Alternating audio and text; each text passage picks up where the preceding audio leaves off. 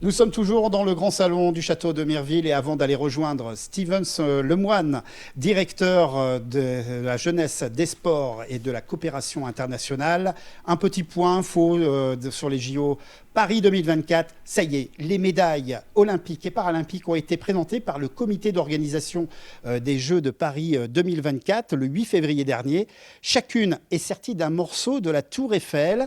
Quelle que soit la couleur du métal, les athlètes repartiront avec 18 grammes de fer peudelé utilisé pour la construction de la Tour Eiffel.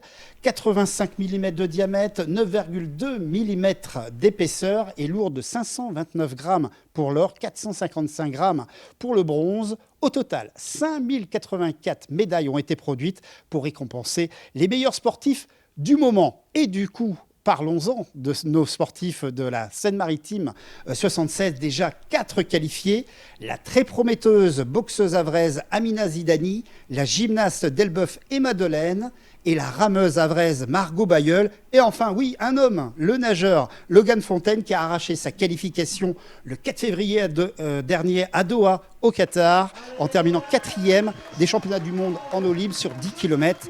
Et du même coup, le lendemain, il a même décroché le titre mondial sur 5 km. Logan Fontaine a tenu à partager cet exploit avec les siens en venant le fêter dans son club de cœur à Rouen le 17 février. Kilomètres, c'est vrai que j'ai pris pas mal de risques parce qu'en fait je me sentais bien, donc en fait il fallait que je me jauge aussi par rapport à la concurrence. Derrière, à la fin, je finis 4e, c'est dommage parce que du coup ça veut dire qu'il en manque un petit peu pour, en tout cas avec la stratégie que j'ai eue. Et derrière, sur 5 km, en utilisant une autre stratégie et en rectifiant un peu les erreurs que j'ai pu faire sur le 10, tout de suite, il y a la récompense que bout. Ça débloque des choses dans la tête en se disant c'est possible de gagner et du coup, il n'y a plus de limite en fait à partir de là. Stevens Lemoine, bonjour. Bonjour. Alors d'abord, une première réaction sur cette qualification magistrale de Logan Fontaine.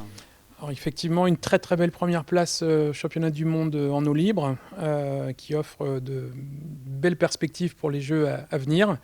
Une discipline très compliquée et pour laquelle Logan Fontaine visiblement a toutes ses chances.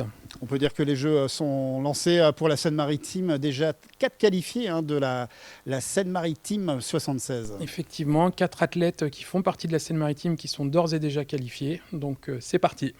C'est parti aussi, bien sûr, pour le département de la Seine-Maritime qui, de son côté, s'enflamme pour les Jeux à sa manière en organisant des événements en lien avec les Jeux Olympiques.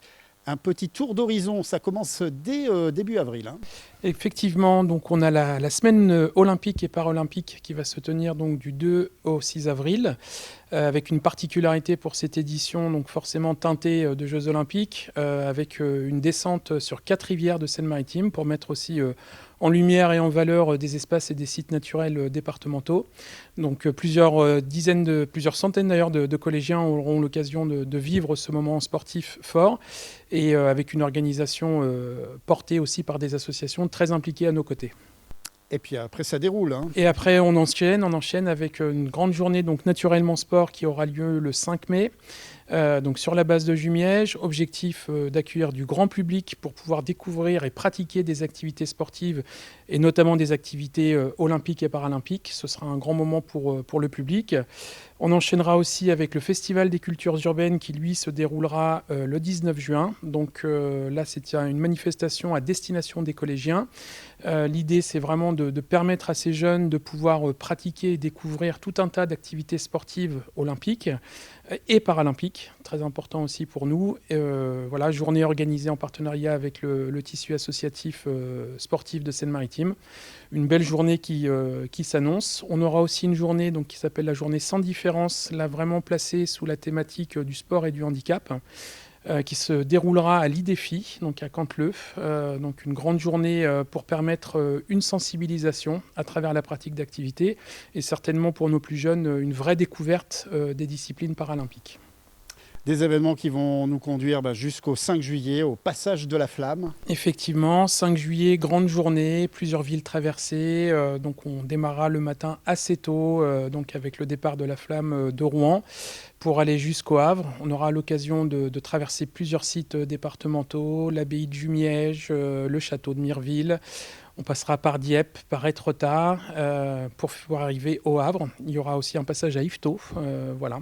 Donc un grand moment, une grande mobilisation. L'objectif est vraiment que sur ce parcours, le plus grand public puisse être près de la flamme. C'est un des enjeux aujourd'hui sur cette grande manifestation. Donc forcément, les jeunes et les moins jeunes sont attendus tout au long de ce parcours. À noter aussi que le 25 août, donc ce sera le Festival de la Flamme. Donc là, première étape à Rouen, donc, avec un parcours qui sera dévoilé très prochainement. On dévoilera donc ce parcours pour évoquer les Jeux paralympiques et avec un allumage aussi du chaudron donc, qui se passera devant l'hôtel du département. Et tout autour de ce chaudron, des activités de découverte et de pratique paralympiques notamment. Un printemps et un été en Seine-Maritime aux couleurs de l'olympisme.